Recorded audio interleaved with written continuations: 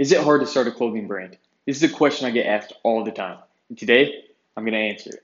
You only get one life, so get it done, yeah. And if you wanna chase your dreams, yeah, you know you better run. And I'm on my own wave, it's getting hotter than the sun, yeah. What's up, guys? I'm Carlton, aka A Real Rudolph. And this question comes up in my DM the most frequent. My Instagram, my Facebook, my email. And today I want to answer it for you guys. But I want to break it down, think about it a little bit more in depth. And when you bought your first car, where did you go? A car lot? But what is it? It's a business, right? When you go on vacation and you stay at the hotel, what is that? A business, right? A clothing brand. What is it? It's a business. So I think we think about things a little too complex. Business is business. Business is universal. Yes, sure, there's different terminology. It's a different industry, so you have a different product. But the steps you take are exactly the same. You're going to have an idea. You're going to get your legal documentations. You're going to get proof of concept. You're going to get a store. You're going to market. You're going to do all these same things. I'm not going to spend $1,000 on a shirt to get printed on if I haven't printed on the shirt, wore the shirt, washed the shirt. I'm not going to do it. Same thing is you're not going to go to the auction and buy $1,000 car if you haven't test drove it, maybe brought your mechanic to check that check engine light. You're not going to do it. That's not how you conduct business. You take risk, but you take calculated risk.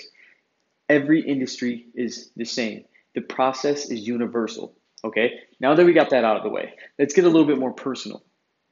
You have an entrepreneur and an entrepreneur by DNA. An entrepreneur by DNA is the gifted. They're the ones that have that deeper intuition, which makes them a good leader because they can make very good decisions. And then they're the ones that are very good with people. They always seem to be excellent with communicating with people and understanding people because it's a natural ability that they have, which makes them naturally good at selling, which makes them naturally good at business. Because people purchase from emotion. 75 to 80% of the decision making of purchasing something is by your emotion.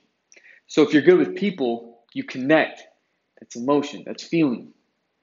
That's what makes them purchase. When I was selling cars, I was averaging 15 a month. I don't know shit about cars. Shit, we didn't even talk about cars. But what we talked about was experiences. Maybe they had a grandson or a son or a nephew my age. We connected that way. Some of them love sports. I don't know shit about sports, but I listened. We built a bond. That's why I was good. Not because I had good sales tactics or I knew a shit ton about cars or I tricked the person about it. No, they know they want a car when they get there. They know what a car does. They may not know the little special little gadgets into it, but at the end of the day, it boils down to you. So many people came there and said, well, I really liked the car down the road. It drove nice. It was a great price. Just didn't like Jason. Ping! Now, the entrepreneur. The entrepreneur is somebody that can be taught to a certain extent. But you can tell the difference because an entrepreneur, you can tell it's scripted. An entrepreneur by DNA, you can see the flow, how the flow is different. It's more of a natural flow. Do I think that you cannot be successful if you're just an entrepreneur? Absolutely not. There's so many big CEOs and entrepreneurs out here that are very successful, highly successful, some of the most successful in the world.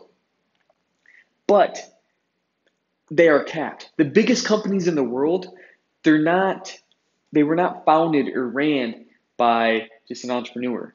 These guys been selling shit before they knew the value. They were selling shit when they were in elementary school. They're an entrepreneur by DNA. It's who they have always been. They are the ones that are at an advantage, and those are the ones that are excelling the most in this world. But that doesn't mean you can't get the piece of the pie if that is not you. But let's look at it this way. Is it easy to drive a car? You probably were like, hell yeah, I drive every day. But somebody else watching would have been like, hell no, I don't even know how to drive. I have friends that don't even know how to drive. They're 22. There's three types of drivers. There's ones that suck shit. They don't know what they're doing. Then you have the average driver. Then you have a pro, like Jeff Gordon. Don't kill me in the comments. I don't know much about NASCAR. But I heard his name a lot, so I'm pretty sure he's big.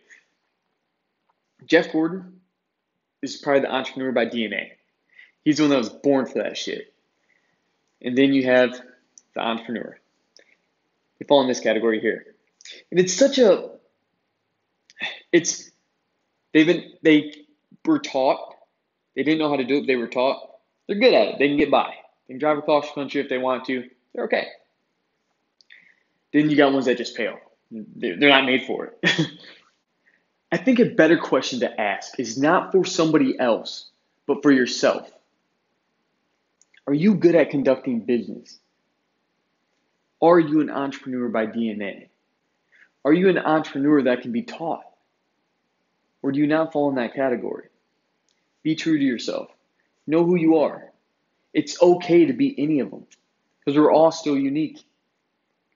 Hope that helped you guys out, or at least somebody. You know how I roll. If I can help one person, I'm all in. I'm tripling down on that. So give it a thumbs up if you were that one person. Until next time, guys. Peace! I'm coming in.